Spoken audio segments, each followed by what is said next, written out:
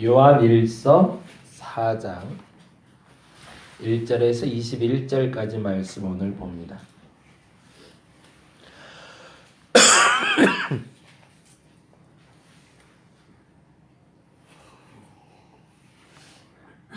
다 같이 한 목소리로 천천히 읽도록 하겠습니다.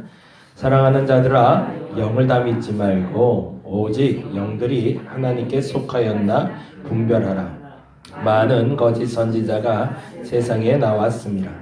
이로써 너희가 하나님의 영을 알지니 곧 예수 그리스도께서 육체로 오신 것을 시인하는 영마다 하나님께 속한 것이요 예수를 시인하지 아니하는 영마다 하나님께 속한 것이 아니니 이것이 곧 적 그리스도의 영이니라. 오리라 한 말을 너희가 들었거니와 지금 벌써 세상에 있느니라. 자녀들아, 하나님께 속하였고 또 그들을 이기었나니 이는 너희 안에 계신 이가 세상에 있는 자보다 크심이라. 그들은 세상에 속한 거로 세상에 속한 말을 하매 세상이 그들의 말을 듣느니라. 우리는 하나님께 속하였으니 하나님을 아는 자는 우리의 말을 듣고 속하지 아니하는 자는 우리의 말을 듣지 아니하나니 진리의 영과 미혹의 영을 이로써 아느니라. 사랑하는 자들아, 우리가 서로 사랑하자. 사랑은 하나님께 속한 것이니 사랑하는 자마다 하나님으로부터 나서 하나님을 알고 사랑하지 아니하는 자는 하나님을 알지 못하나니 이는 하나님은 사랑이심이라. 하나님의 사랑이 우리에게 하나님이 자기를 독생자를 세상에 보내심은 말마 우리를 살리려 하심이라. 사랑은 여기 있으니 우리가 하나님을 사랑한 것이 아니요 하나님이 우리를 사랑하사 우리 죄를 속하기 위하여 화목제물로 그 아들을 보내셨습니다. 사랑하는 자들아, 하나님이 이같이 우리를 사랑하셨은즉 우리도 서로 사랑하는 것이 마땅하도다. 어느 때나 하나님을 본 사람이 없으되 만일 우리가 서로 사랑하면 하나님이 우리 안에 거하시고 그의 사랑이 우리 안에 온전히 이루어지느니라. 그의 성령을 우리에게 주심으로 우리가 그 안에 거하고 그가 우리 안에 거하시는 줄을 아느니라. 아버지가 아들을 세상의 구주로 보내신 것을 우리가 보았고 또 증언하노니 누구든지 예수를 하나님의 아들이라 시인하면 하나님이 그의 안에 거하시고 그도 하나님 안에 거하느니라. 하나님이 우리를 사랑하시는 사랑을 우리가 알고 믿었노니 하나님은 사랑이시라. 사랑 안에 거하는 자는 하나님 안에 거하고 하나님도 그의 안에 거하시느니라. 이로써 사랑이 우리에게 온전히 이루어진 것은 우리로 심판날에 담대함을 가지게 하려 함이니 주께서 그러하심과 같이 우리도 이 세상에서 그러하니라. 사랑 안에 두려움이 없고 온전한 사랑이 두려움을 내쫓나니 두려움에는 형벌이 있습니다. 두려워하는 자는 사랑 안에서 온전히 이루지 못하였느니라. 우리가 사랑함은 그가 먼저 우리를 사랑하셨습니다. 누구든지 하나님을 사랑하노라 하고 그 형제를 미워하면 이는 거짓말하는 자니 보는 바 그 형제를 사랑하지 아니하는 자는 보지 못하는 바 하나님을 사랑할 수 없느니라. 우리가 이 계명을 주께 받았나니 하나님을 사랑하는 자는 또한 그 형제를 사랑할지니라. 아멘. 아멘. 지난 금요일 날도 말씀드렸고 주일 날도 말씀드렸는데 요한일서를 볼 때는 공식이 있어요. 그러니까 서신서를 볼 때마다 공식을 아셔야 그 내용을 알아요. 그러니까 전달하는 사람이 어떤 마음으로 전달하고 있는지를 알아야 받는 사람이 그 사람의 전달의 느낌을 제대로 받을 수 있는데 하는 사람이 무슨 의도로 무슨 말을 하는지 모르면 답답하기만 할 뿐이죠. 외국 여행을 나가면 그런 것들 있잖아요. 그런 경험들 종종 하시지 않나요? 외국어를 잘 하시는 분들도 있고 못 하시는 분들도 있는데 바디랭귀지라고 그러잖아요. 몸짓, 발짓만으로도 통할 때가 있잖아요. 그냥 나는 여기를 해야 되는데 이거 어떡하지? 저희 형님이 영어 책을 좀 쓰세요. 영어 문법하고 그래서 이제 인터넷으로만 이제 판매하는 책을 하나 쳐서 이렇게 판매를 한 적이 있는데 그 이제 장사가 좀 잘 돼서 연결하고 싶은 사업이 하나가 생겼대요. 그게 이제 최근에 이제 많이 유행했던 화상 영어 있잖아요. 필리핀이나 뭐 이제 동남아 쪽에서 영어 하시는 분들을 해서. 근데 몇 명을 이렇게 섭외해서 하려고 그러니까 이게 불안하더래요.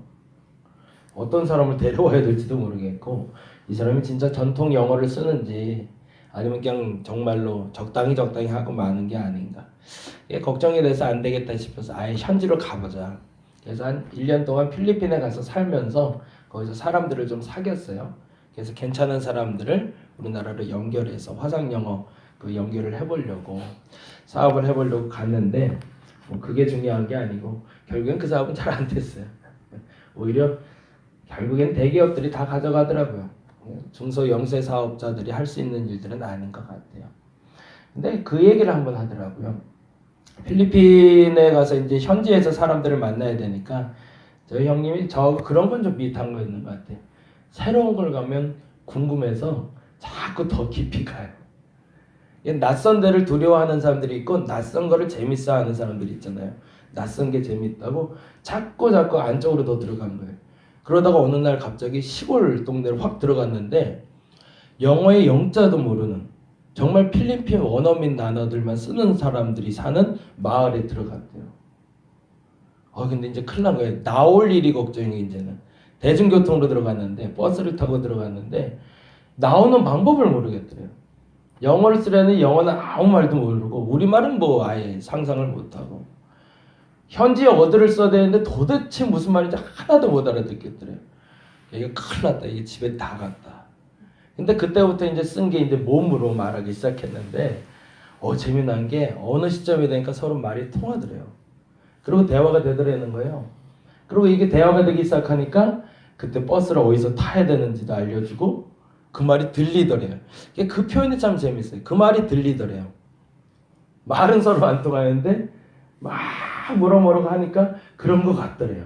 그리고 와보니까 정말 집에 오게 됐더라고. 성경을 볼 때도 똑같거든요. 대화가 안 통하면 도대체 이 사도가 하려는 얘기가 뭔지가 안 들리거든요. 근데 이 말을 들을 수 있어야 진짜인데. 지난 금요일날 말씀드린 것처럼 오늘 본문 보셔서 알겠지만 빙글빙글 돌아요. 이 말 했다가 저 말 했다가. 어제는 제가 그 깨달음이 있어서 살짝 그 얘기를 한번 했는데 이건 나이 드신 분들에 대해서 감히 폄하하는 말은 아니고 요양원이나 이렇게 나이 드신 분들 보면 말이 계속 반복되잖아요. 했던 말 또 하고 했던 말 또 하고 이 말 하는 것 같다가도 결국엔 저 말하고 있고 그러다 보면 그 얘기가 그 얘기고 그래요. 요한 사도가 이 글을 쓸 때 나이가 약 90 정도 됐다고 그래요. 그러면 조금 공감이 되는 것 같아요. 하고 싶은 얘기는 있는데 그 얘기를 설명할 방법이 당신 방식대로 그냥 계속 말하는 거죠. 그러니까 이 말 하다가 보면 항상 그 얘기. 무슨 얘기죠? 사랑해라. 오늘 본문에도 나중에 한번 시간 되시면 시간이 한가할 때 한번 체크를 해보세요. 사랑이라는 단어가 도대체 몇 명이나 나오나. 한 절에 한 번씩은 꼭 나오는 것 같아요. 최소한 21번은 나온 것 같고. 그냥 뭔 얘기 하다 보면 그냥 무조건 사랑 얘기하고 있는 거예요. 무조건 사랑 얘기. 그러면 이 노사도가 우리에게 정말 간절히 하고 싶은 얘기가 뭔지를 듣게 되는 거죠. 어른들하고 대화가 안 통하는 이유가 보다 정확히 말하면 안 통한다고 한다는 이유가 거기에 있습니다. 그분들이 진짜 하고 싶은 얘기를 들어주질 않고 있기 때문에 그렇습니다. 원칙이 있고요. 공식이 있어요. 근데 이 원칙과 공식이 합해져서 만들어진 게 상식입니다. 근데 안타깝게도요. 우리는 이 원칙과 공식을 떠나서 생활하는 사람들이 있는 것 같아요. 신앙생활도요. 특별한 경험을 하게 하시는 이유가 있고 일반적인 경험을 하게 하시는 이유가 있습니다. 여기 계신 분 중에 그런 얘기를 했는데 한 1, 2년을 해도 특별히 변화가 없는 것 같다 라고 말하는 분이 계셨는데 습관을 만들기 위해서입니다. 그 습관을 만든다는 건 상식이 통할 수 있는 사람을 만들어낸다는 걸 얘기합니다. 제가 늘 강조하는 원칙 혹은 공식이 있어요. 그 첫 번째 공식은 뭐냐면 하나님은 항상 옳다는 겁니다. 여기에 여러분 신뢰를 가지고 믿음으로 아멘 할 수 있기를 간절히 바랍니다. 하나님 정말 옳습니다. 우리 안에 역사하시는 하나님은 항상 옳게 행동하십니다. 근데 문제는 그 옳으신 하나님 앞에 내가 바르지 않게 행동해서 그 옳은 일이 일어나지 않은 것뿐이지 하나님은 어떤 상황에도 옳게 행동하십니다. 그리고 옳은 분입니다. 그리고 또 하나 굉장히 중요한 게 있는데요. 은혜하고 사랑은 같은 거라는 겁니다. 은혜와 사랑은 같은 겁니다. 그리고 또 하나 중요한 것은 은혜와 사랑은 갚을 수 없는 것이 맞다는 것. 그 말은 여러분이 좀 기억해 놓으시면 좋겠어요. 지난번에도 말씀드렸지만 은혜와 사랑은 같습니다. 형태가 같아요. 그리고 더 중요한 건 은혜와 사랑은 갚을 수 없습니다. 은혜와 사랑을 갚을 수 있을 때 그것은 이미 은혜가 아니고 사랑이 아니고요. 그건 거래가 성립된 겁니다. 부모에게 받은 은혜를 갚을 수가 있을까요? 어떻게 하면 갚는 걸까요? 곰곰이 생각을 해보시면 부모에게 받은 은혜를 우리는 갚을 수가 없습니다. 근데 갚을 수 있는 방법은 있습니다. 유사한 방법이죠. 어떻게 하면 되죠? 내 자녀들에게 잘하면 됩니다. 부모가 기뻐하는 것은 내가 너에게 은혜를 베풀었으니 너도 나에게 이렇게 하라라고 하지 않습니다. 어제도 그래서 그 주일 예배하면서 그 얘기 드렸는데 교회가 아파지는 이유가 거기에 있습니다. 교회가 아픈 이유는요. 내가 은혜를 베풀었으니까 네가 나에게 그 은혜를 베풀라는 겁니다. 그리고 그 은혜를 교회 안에서만 간직하려고 합니다. 그러면 교회는 아파요. 교회는 은혜를 받았으면 그 은혜는 세상으로 흘러가야 되는데 그물이 고이게 만들거든요. 이거는 공식입니다. 원칙이에요. 그 공식에 대해서 다음과 같이 성경은 이야기하고 있어요. 4장 10절 볼까요? 같이 한번 보겠습니다. 4장 10절 말씀. 9절부터 보죠. 9절부터 읽겠습니다. 하나님의 사랑이 우리에게 이렇게 나타난 바 되었으니 하나님이 자기의 독생자를 세상에 보내심은 그로 말미암아 우리를 살리려 하십니다. 하나님의 사랑이 우리에게 이렇게 나타났대요. 이렇게 나타난 게 뭘 얘기하는 거죠? 자기의 독생자를 세상에 보내신 것이 이렇게 나타난 것을 말하는 거죠. 그런데 더 중요한 것은 그것은 무엇을 위해서다? 나를 살리기 위해서. 그게 예수가 하신 일이라는 겁니다. 그 다음에 10절에 이렇게 얘기합니다. 읽어봅니다. 사랑은 여기 있으니 우리가 하나님을 사랑한 것이 아니요. 거기다 동그라미를 해주세요. 우리가 하나님을 사랑한 것이 아니요. 우리가 먼저 하나님을 사랑하거나 내가 하나님을 사랑했기 때문에 일어난 일이 아니라는 겁니다. 그러면 어떻게 된 거죠? 하나님이 우리를 사랑하신 겁니다. 일방이죠. 쌍방이 아닙니다. 시작은 일방통행입니다. 그리고 앞으로도 일방통행입니다. 그러면 그 다음엔 어떻게 돼요? 그 다음에 나타나는 현상이 19절, 20절, 21절입니다. 같이 한번 볼까요? 우리가 사랑함은 뭐라고요? 그가 먼저 사랑한 겁니다. 뭐죠? 내가 먼저 사랑했거나 쌍방이 아니라 그가 일방적으로 우리를 사랑해 주셨고 19절에 그 다음에 20절 뭐라고 되어 있죠? 누구든지 하나님을 사랑하노라 하고 그 다음에 어디로 가죠? 그 형제를 미워함으로 가요. 그러면 우리가 아는 방식으로 되면 어떻게 되냐면 내가 사랑받았으면 그 사랑은 누구한테 가야 돼요? 다시 나를 사랑해 준 사람에게 가야 된다고 생각하거든요. 그걸 사랑이라고 우리는 배워왔어요. 내가 저 사람에게 사랑을 받았으니 내 남편에게 사랑받았으니 내 아내에게 사랑받았으니 난 내 아내를 더 사랑해야 돼. 그게 아니라는 거죠. 어떻게 흘러가는 거죠? 하나님이 먼저 나를 사랑하셨으니 그 사랑이 어디로 흘러가야 되는 거예요? 형제 사랑으로 흘러가는 거죠. 계속 읽어볼까요? 20절 읽어봅니다. 누구든지 하나님을 사랑하노라 하고 그 형제를 미워하면 이는 거짓말하는 자니 보는 바 형제를 사랑하지 아니하는 자는 보지 못하는 바 하나님을 사랑할 수 없느니라. 그리고 21절 이렇게 얘기합니다. 우리가 이 계명을 주께 받았더니 이 계명은 뭘까요? 사랑이죠. 그 사랑은 쌍방이 아니라 일방통행입니다. 한쪽으로 계속 흘러가는 거예요. 이 계명, 법칙, 원칙, 공식, 상식이 있다는 겁니다. 우리가 이 공식을, 이 법칙을, 이 상식을 하나님한테 받았는데 이 상식은 뭐다? 사랑은 흘러가는 거다. 어떻게 흘러간다? 하나님을 사랑하는 자는 또한 그 뭐라고 되어 있죠? 형제를 사랑하지. 그러면 하나님이 가장 기뻐하는 일은 뭘까요?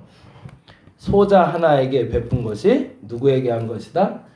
내게 한 것이다. 왜 그렇게 얘기하셨을까요? 내가 너를 목숨을 바쳐 사랑했으니 너는 죽자 사자 나만 사랑해라. 그 공식이죠. 원래는. 그게 아니라는 거죠. 나는 목숨 바쳐 너를 사랑했으니 너는 소자 하나를 사랑해라. 그러면 그것이 곧 내게 한 것이라. 그게 우리 예수님 말씀입니다. 요한 사도는 그 공식을 알고 있었어요. 그래서 매몰되지 않기를 원했습니다. 그리스도인들이 나를 사랑하기를 원하지 않았어요. 예수님만 사랑하기를 원하지 않았다는 겁니다. 보다 정확히 말하면 다시 예수의 신적인 모습이나 예수의 육적인 모습으로 다시 회개해서 돌아와서 오직 예수 말하면서 거기만 매몰되어 있는 그리스도인들이 아니라 예수를 사랑했기 때문에 세상을 사랑하는 그리스도인으로 만들고 싶은 것을 요한은 알고 있었던 겁니다. 이 노 사도가 나이 90이 먹어서 그것도 남자가 이 사랑 고백을 이렇게 많이 하는 이유를 저와 여러분이 깨달아 알 수 있기를 간절히 바랍니다. 내가 먼저 사랑받았기 때문에 그 예수께서 나를 위해서 십자가에 달려 돌아가시고 그 십자가의 사랑이 내 안에 지금 흐르고 있기 때문에 그 사랑은 주님 감사합니다 라는 고백과 동시에 세상을 사랑하는 사랑으로 이어져야 된다는 겁니다. 그 사랑 베풀 수 있는 저와 여러분 되시길 간절히 바랍니다. 진짜 사랑할 수 있기를 간절히 바랍니다. 그리고 그 진짜 사랑 나눠서 진짜 그리스도인들 그리고 그 사랑이 얼마나 귀한지를 정말 마음 깊이 깨달아 알 수 있는 저와 여러분 되기를 간절히 바랍니다. 기도하겠습니다. 사랑은 흘러가야 됩니다. 그게 공식입니다. 사랑이 머물러 있으면 질투가 되고 시기가 됩니다. 사랑이 머물러 있으면 사고칩니다. 사랑은 머물러 있는 것이 아닙니다. 흘러가야 됩니다. 내가 예수께 먼저 그 사랑 받았고 그래서 그 사랑 흘려 보냅니다. 사랑을 갚을 수 있다면 그것은 이미 거래입니다. 거래가 성립된 거고 쌍방 간의 합의가 이루어진 겁니다. 오늘 이 시간 내가 받은 그 사랑 흘려보내게 하여 주옵소서. 아주 작은 사랑이라도 그것이 흐를 때 아프지 않습니다. 행복할 수 있습니다. 오늘 그 사랑을 전달하는 한 날이 되게 하여 주시옵소서. 감사합니다. 고마우신 예수님 이름으로 기도드렸습니다. 다 같이 기도하고 돌아가도록 하겠습니다.